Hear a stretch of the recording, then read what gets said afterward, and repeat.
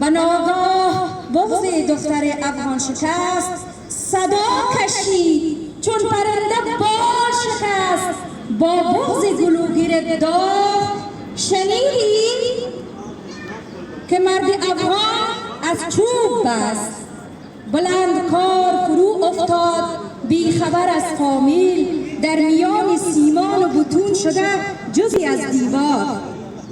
شنیدی سری بیچاره پدر دختر افغان دزد تهمت نافت کردند.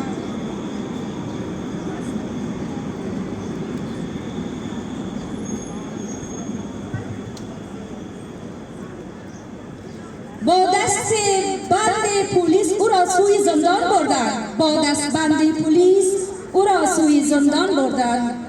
شنیدی از مدرسه فریاد افغان افغان، برادری دختری گلفروش را از کلاس درس بیرون انداختند.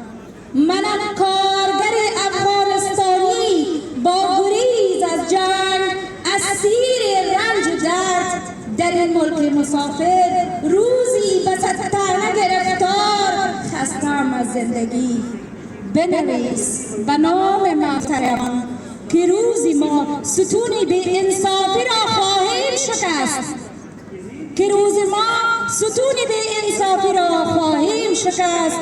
جارو خواهیم کرد جهل را، بساط نابرابری را. تصور